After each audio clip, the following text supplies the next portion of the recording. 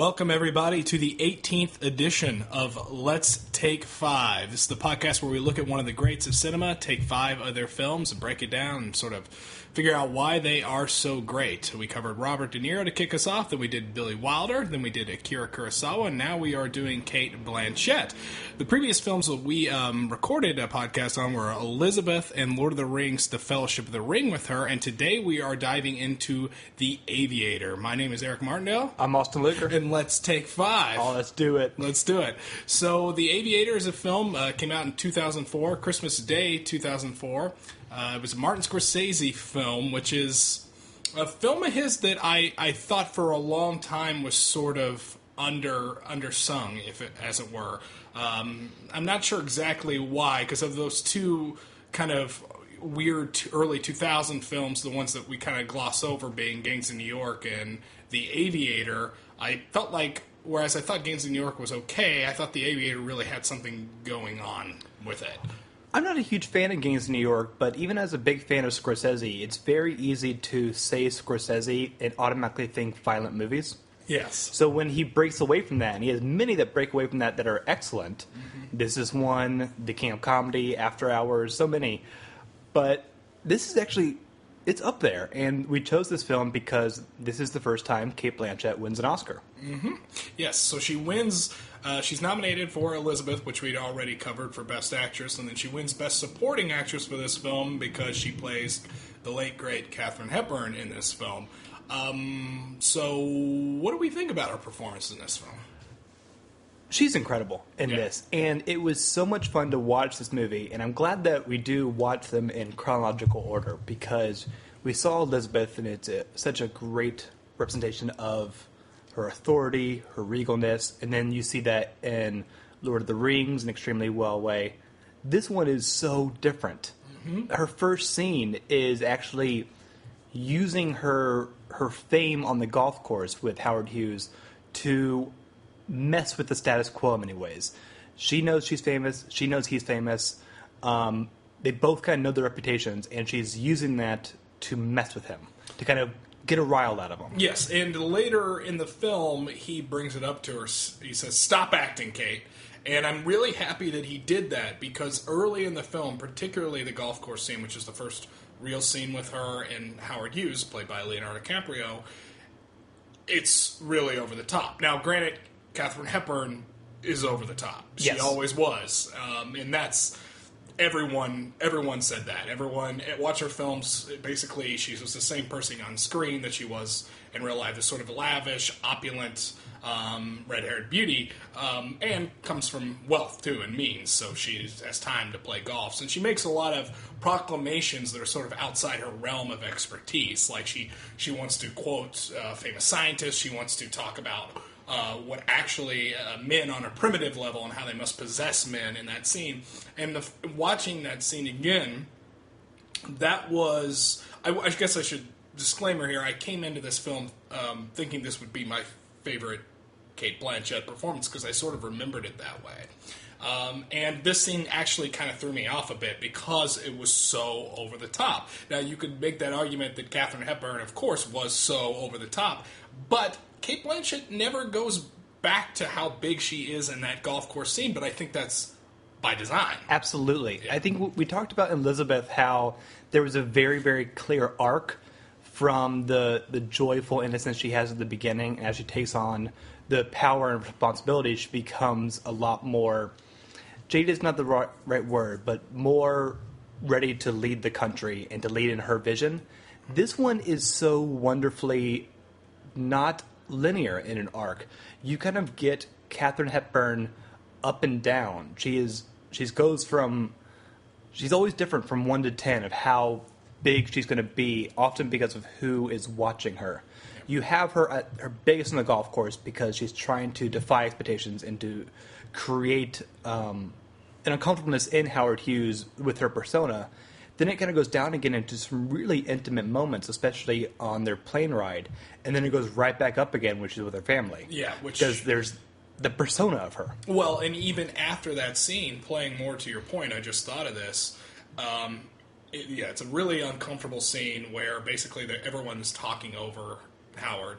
Howard gets mad. He walks out, and she then follows him out and says that you're the only one that knows the real me, Howard. So that, again, is playing into what we just talked about, the sort of layers of Cate Blanchett, and almost by her own admission, she is performing all the time. She is. She's used to getting her picture taken everywhere she goes, and one of the conflicts that arises may be the fact that she is sort of getting jealous of the attention that Howard Hughes pulls from her, which is contrary to her belief. It's kind of that weird thing where she wants the publicity, but it frightens her to death.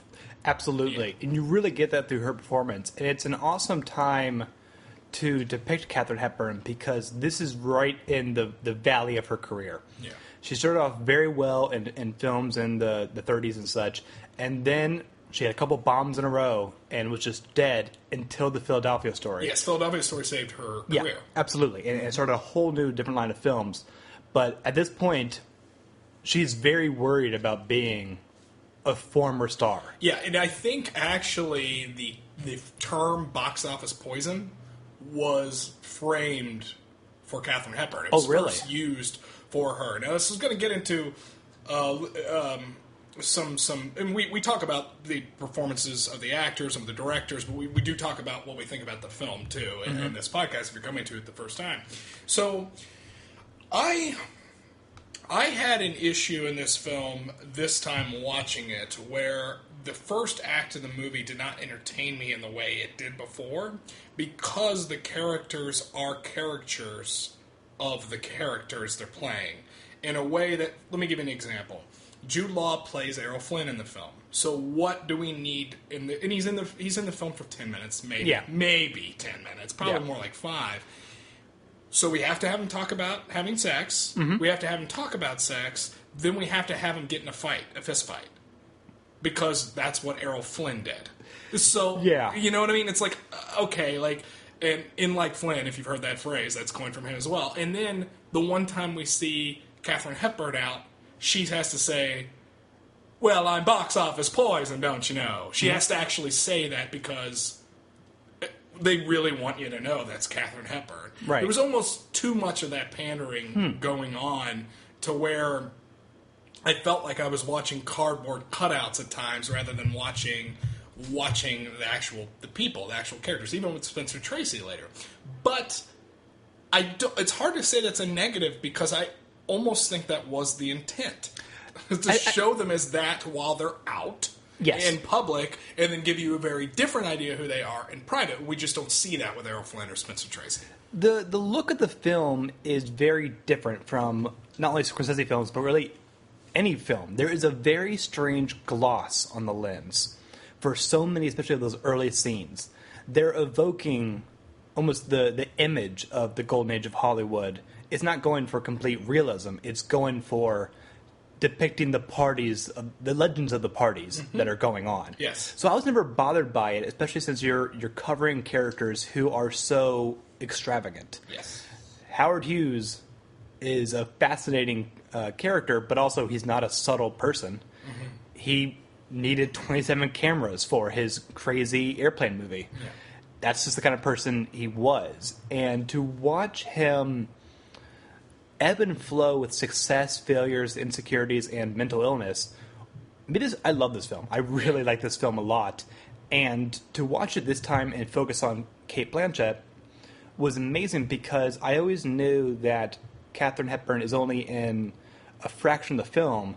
I didn't fully realize that how essential she is. She's unbelievably important to the film. Yes. I mean, you do have issues with, we talk about it on Lord of the Rings, about how small of her character she is in that film, but that's an ensemble piece. This isn't.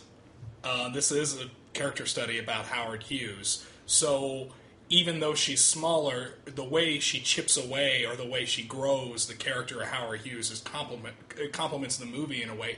And the thing is, all the people that he meets in his life do this, but no one does it as big as her. Mm-hmm. She is the most important part, either character-wise. I mean, obviously mental illness is the predominant part of his arc that affects his characterization. But as far as another character, she really does change him. I mean, they were in love. I mean, he was gonna marry her. Like, that was his intent. He's surprised when she leaves him in the film. And it's amazing how much he just never recovered from that. He's a man who doesn't often deal with failure. He gets a lot worse after she's out of his life. Oh, absolutely. Yeah. And the next relationship you see as a romantic relationship is with Ava Gardner. And it's amazingly it's a love irrelevant. Yes. It is just to have someone on your elbow as you're going to the red carpet premiere. They have the worst rapport with each other. Yeah. In a very kind of real way. It isn't like super cliche. They just don't click. Mostly because neither of them are wanting to put in the effort to get to know each other. Yeah. They just kind of, all right, this is what we're doing for these 3 months. Yeah. Whereas Katharine Hepburn, I think, began not really wanting to meet him anyways, because he almost seemed like irrelevant. Mm-hmm.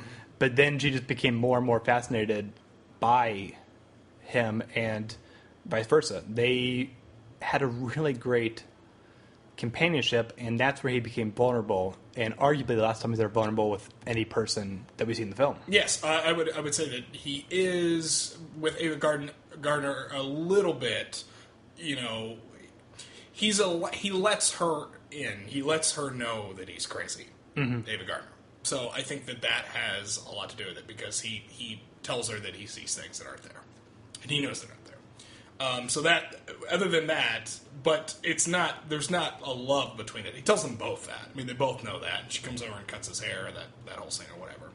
But in talking about vulnerability, because I think, I'm pretty sure we mentioned it earlier, once he flies the plane and goes that fast, Katharine Hepburn understands the publicity shitstorm that's going to strike Howard Hughes.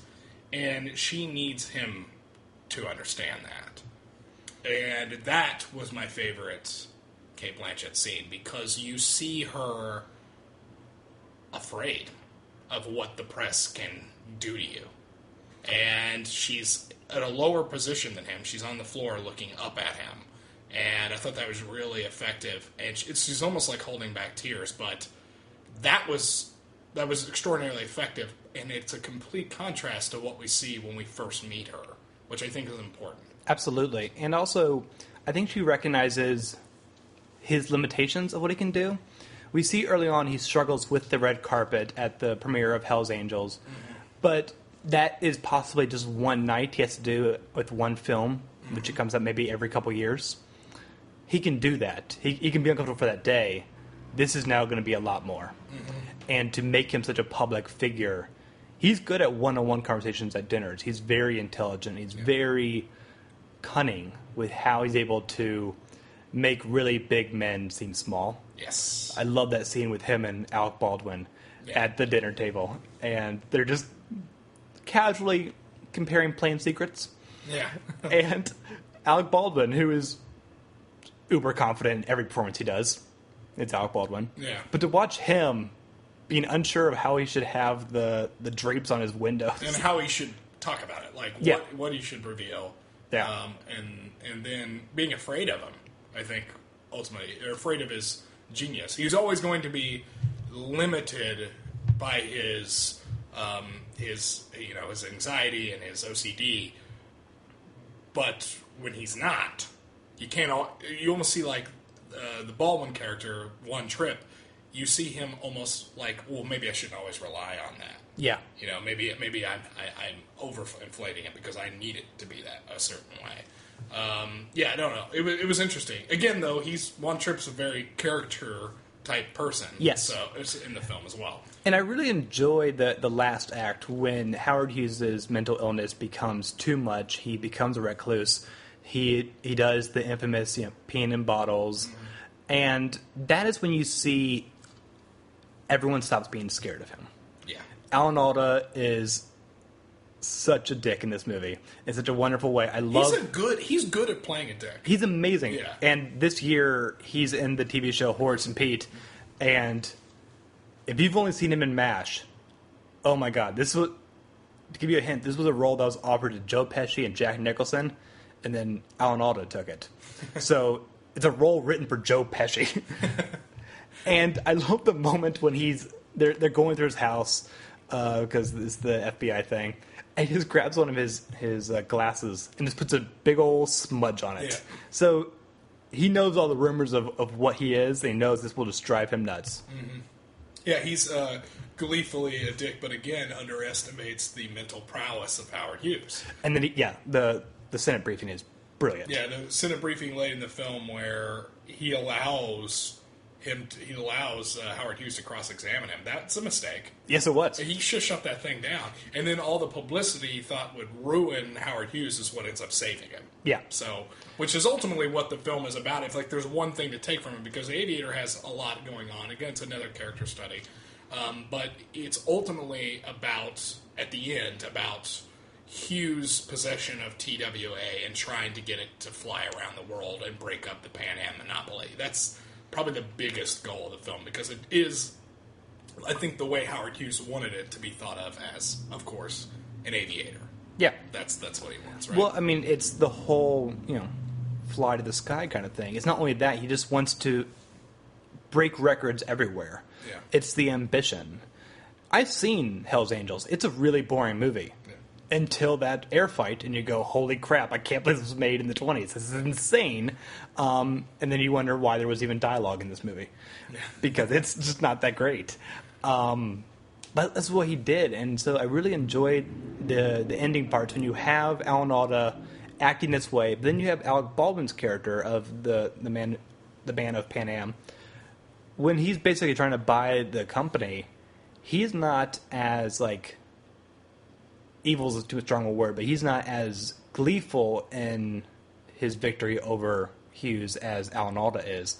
He's sitting down for the conversation as they're talking between the walls. Mm-hmm. He's almost like it's the end of a very long feud, and he's going to miss it. Of those are the sign best the papers. Absolutely. That where it's the chess game where you see, oh wait, I'm going to beat you in 5 moves. It's over. I love how many. It's a big ensemble, this movie, and then as we're in these final moments, you kind of recognize how many characters aren't in it anymore. Mm-hmm. John C. Reilly is the guy he keeps calling at 2 a.m. Yep. He's gone. The guy who is Ian Holm, the weatherman. He pops up for the Spruce Goose scene. The Google-like character in Silicon Valley, who seems to be his engineer on every single project over the next 10 years, and he's gone. Of course. Galvin, yeah. Willem Dafoe's in this movie. Yeah, of course he is. Yeah. Everyone's in this movie. And he'll be in the next movie we covered, too. Previous film we covered. Previous film that we covered. Yep. Sorry. It's okay. I'm kind of confused. It's fine. And no, he's in the next one we cover. Willem Dafoe's in Life Aquatic. Sorry, I thought you said Ian Holm. Ian Holm's in the previous. Yes. Willem Dafoe's in the next one. Yeah, okay. I was like, wait a minute. Why do I Everyone's in these movies, yeah. But then, of course, Cate Blanchett's not there. Yes, and that's... But she has the final scene, though. Mm-hmm. And that's just kind of brilliant. You kind of have those three different approaches to a really broken Howard Hughes. You have striking at the vulnerability, you have admirable defeat, and you have real concern. Well, in that final scene with Katharine Hepburn, where, Cate Blanchett's there, she's on the other side of the door, she's being very vulnerable, she doesn't like seeing Howard this way. I mean, obviously, they do not part on good terms in the movie, but, when the tabloid was going to run articles about Katharine Hepburn being with Spencer Tracy, who was married at the time, mm-hmm. Howard Hughes puts a stop to that. And she catches wind of that, and she goes there to thank him, but also wants to, check in on him. And it was in this scene where I realized that he did love her. I mean, he did. I mean, he's almost kind of fighting for her, oddly, in that scene through the door. He doesn't want her to see him because he's got long hair, his nails are really long, there's pee in the room, he's naked, all that other stuff. But she's on the other side of the door, and he asks her if she loves Spencer Tracy. She says yes, and then he tells her to go. That scene got to me so much, and it's entirely because of Cate Blanchett. And she's acting against no one. Mm-hmm. It's her and the wall. And, I mean, DiCaprio may have been on set, we don't know, but really, it's her. And she is it's my favorite scene of hers in the movie. Yeah. She is so incredible. Scorsese is a smart director. He knows, get a close-up of her and let her control all of this. Yeah. He doesn't do any camera tricks. It is just her. And it's so impressive because too many films go just for focus only on the love story of, are they together, are they not together, that's it. This is a relationship where it's gone beyond the actual romantic relationship. They are still two people who care for each other. Mm-hmm. Every report ever has said that the love of her life was Spencer Tracy. Yes. This is not her film. So, I mean, in many ways, it could be flipped, where Howard Hughes could be the guy just in the first act of her film. Yes.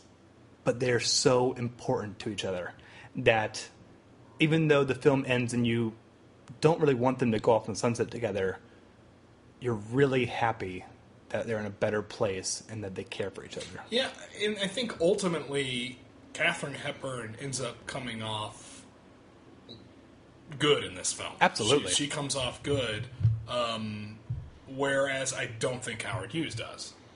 So... I mean, he's tortured, he's got issues, and I sympathize with that. He also has really creepy scenes with a 15-year-old girl. Yes. So... this is... I was worried recently. I watched the last season of Project Greenlight, and you had he was a young director, but he was so determined on his vision. He was fighting for it to be on film, not digital. He needed this exact shot, the exact thing. He wanted to reshoot because the shadow was barely on the thing. And I was watching that show and go, fuck this guy. Are you kidding me? Yeah. You made the crew do this. And I kept thinking with the crew and the producer. I go, oh no. Have I gotten old? Am I not fighting for the artist anymore? Am I fighting for the suits? And then I watch The Aviator and I go, I'm fighting for this artist. I realized the guy in Greenlight is just a dick. Yeah. He has so many flaws. He burns more bridges than he should, but... He fires someone for looking at him funny. Yeah. He's not considerate. Sometimes he is malicious, but sometimes, when he's calling John C. Reilly at 3 a.m. saying, can you get me a suit at Penny's? And he goes, Penny's not open. Oh. Okay, can you get it when it does open? Doesn't realize and then get it at Sears, and then get it somewhere else. Yeah, I mean, and then that's the thing is, how far are you willing to go empathy-wise for his mental disability? I mean, that's essentially basically what it comes down to, minus the little girl. Yes. I feel like that exists outside of it. And I think... Which is fine. This is fine. I mean, you're going to tell a character story, you want to be honest and truthful. You gotta cover all your bases, and Scorsese's done this before. I mean, he did the best one ever in Raging Bull, which is one of the episodes. You should download it. Number 3. So it's not like he didn't know what he was doing, but that is a thing, and that's in there. And I also think that's probably the weakest part of the movie. It's a very long movie. It's close to 3 hours long. Mm-hmm.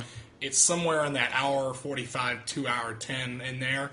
I feel like some of that could have been cut, but it really can't because it's so important to Howard Hughes' arc. So Scorsese is one of those directors who I just keep admiring the more I rewatch his films, where he is so good about giving you a character or a whole ensemble of characters, and you see all of it. And you can probably guess what Scorsese thinks of them, but the film doesn't tip the scales too much. That's why The Wolf of Wall Street is a divisive film. I watch that film and go, we are supposed to laugh at them all. Other people saw the film and go, that is what I want to be when I grow up. I saw the film and wanted to burn them all down. Yes, absolutely. And you have that with Raging Bull, with Goodfellas. He really makes an amazing canvas where... But I didn't feel that way about Goodfellas, oddly. Well, Goodfellas, I'm the flip of you, because I hate Ray Liotta in the film and want him to not succeed ever. Yeah. And it's... Well, you don't actually want What's-His-Face from Wolf of Wall Street to succeed, do you? No, I want to keep watching him until he's going to slip on a banana and fall on his face. Yeah, okay. But that didn't happen enough. No, it didn't. But whatever. He definitely slipped on the floor a lot. But it has... That's what Scorsese does so well. And then when you get the right actors in that position, you get to play with moral ambiguity or even just kind of confusing emotions in a way that a lot of the directors can't handle very well. Other people would kind of lose the tone or really kind of lose sight of the characters. Scorsese is so good at that I want to work with Cate Blanchett more. Because I was kind of thinking, they should get together more. Absolutely. She'd win more Oscars. Yeah. I mean, She only has 2. Come on. Yeah, I mean, come on. Because, I mean, the other one that we're not going to cover because I have problems with the film is Blue Jasmine. Right. And Woody Allen is notoriously doesn't direct on set. Mm-hmm. He says he hires the actors to do their job and then says go. He doesn't really instruct them at all. They do a couple takes and they go. Which is really pretentious to me. But I think he's a weirdo. Well, yeah. You hire actors to act. Yeah. You also hire directors to direct. Correct. So you can turn that right around. Yeah. I hear some actors kind of talk about how, like, I don't know if Woody Allen knows me, and I was in his last 2 films. Like, recognize me on the street. So Cate Blanchett, she's in Blue Jasmine, and she is absolutely incredible in that. I hate the script of that movie. But that was a chance where in many ways, I bet she was self-directed. And she self-directed herself into a really emotional, difficult place. She can do this. Yeah. She can do the moral ambiguity so well. And we have some stuff coming up as well. So, and then you see the contrast between all of her films. I mean, part of why I was really down for doing Cate Blanchett is because of how varied her performances are. And also in their size. I mean, it's not just the characters that she's playing. I mean, an elf queen and a fantasy to, a pregnant, going to be single mom and Life Aquatic to Queen Elizabeth. I mean, she's so varied to Katharine Hepburn. But, like, you have all these, these wide ranges of roles, but also you have great supporting roles. I mean, this is a woman that played Bob Dylan. She can do so much. She's so capable, and she's capable of creating small, nuanced characters that resonate through the entire narrative, which that's impressive. I mean, that's up there with some of the greatest supporting actors of all time. That's why we love character actors so much. That's why we step away remembering them. That's like, she's that... Hannibal Lecter's only in the movie for 10 or 15 minutes in Silence of the Lambs, but you feel him through the whole film. That's the same thing here. I mean, it's a lesser scale. It's also not as good of a movie, but you hear, I mean, you remember who played Galadriel. You remember who played Katharine Hepburn. She's just extraordinarily capable of feeling larger than life. I mean, she in and of herself almost seems like an elf queen. Absolutely. I was so nervous about this list because I'm like, De Niro was the lead of 4 of those 5 films, and the one he's basically the co-lead. Mm-hmm. I mean, the directors obviously direct those films. I go, she's on the lead of 2 of these 5. Mm-hmm. But I just watched Aviator again for the second or third time last week, and my memory is cheating, and I think of her as the co-lead. Yeah. She's in a third of the film. Yes. But, yes. Oh my God, it's... And she's so, I mean, a great pick for the Oscar. I mean, I think almost a shoo-in. Yeah. It's just an extraordinary pick. But you can't tell the story of her career without talking about her supporting roles. I mean, you can't do that. And that's not a detractor on her. That shows her range. Yes. She's capable of doing that. You think most characters, most actors, most of them that are leads in a lot of these films that come up, they're not capable of taking a character role and making it bigger. I mean, they just can't. That's why Keanu Reeves is only the lead of his films. I mean, he can't do that. Mm-hmm. I mean, it's a bad example, but I'm saying, I mean, it exists. Sure. And I find that it's a different type of acting. It's an important type of actor. We mentioned it with Tilda Swinton before. Yeah. So, anyway. And I think on the last note, I think this has to be acknowledged when we talk about this performance. She nailed the voice. Oh, yeah. She's Australian. This is an Australian actress who absolutely got Katharine Hepburn's voice unnervingly well. Yeah, that's kind of like step one of when you're going to play someone who actually existed, get the voice down. Like, that'll help you so much. And I think that that's also a window into the actual character. Because if you can start with something, if you start with a voice, then you're going to be able to stand like her. And if you can stand like her, then you're going to be able to move like her. Like, that sort of thing. Andy Serkis in Lord of the Rings, as Gollum, he got the voice first. Now, I felt from there he moved into, being like Gollum, with Truman Capote, with Philip Seymour Hoffman, same thing. When she's on that golf course, she is wearing a wardrobe that is very similar to what we know of Katharine Hepburn. Yes, she's wearing pants. That's Katharine Hepburn. And it's not just the costume, it's Cate Blanchett making this work so well in a way that we just never seen her do that to this point.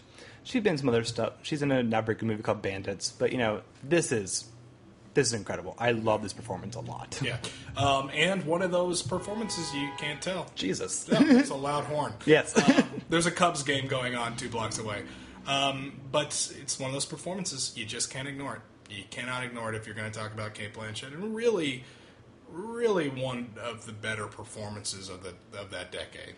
I think so too. 2010. So, gosh, she's really good. She's amazing. Really good.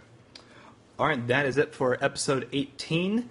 Thank you all for listening. We would love to hear your comments on not only The Aviator, but Cate Blanchett's entire career. You can go to The Art Immortal and leave a comment on any thread of any of our previous episodes. But if you are shy and still want to contact us, you can email us at letstake5@theartimmortal.com. You can also follow us on Twitter, where we share a Twitter account with the other podcast on the site. The Twitter account is @TheImmortalsPod. That is a coordination with the other podcast I do called The Immortals, where we review one of the 1,001 movies, albums, food, songs, children's books, and TV shows you must see before you die. In yesterday's episode number 40, we reviewed Cries and Whispers by Ingmar Bergman. At this moment, we have not recorded that episode, but holy crap, I cannot wait for their reactions to Cries and Whispers. Did you cry and whisper? Will you cry and whisper? I've seen it before. It's just most going to be wincing and gasping. Yeah. And where else can we see you? If you want to look me up at Constant Diversion. I review video games. Uncharted 4 video is out now, so apologize for the delay on that, but it is out. And it is excellent. Definitely check it out. We'll have a link in the show notes. And thank you all for listening, everybody. We will catch you next week when we're going to be reviewing The Life Aquatic with Steve Zissou. Yes. Get excited. I'm Austin. I'm Eric. Bye, everyone. Bye-bye. Follow through is everything in golf, just like life. Don't you find? Saw your Scarface picture. Violent. Realistic. Movies are movies, Howard, not life.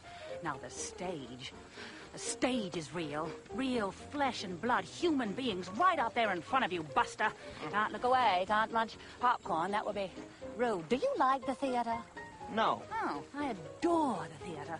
Only alive on stage. I'll teach you. We'll see some Ibsen, if the Republicans haven't outlawed him by now. You're not a Republican, are you? Couldn't abide that. How did you vote in 32? Well, I didn't. You must. It's your sacred franchise.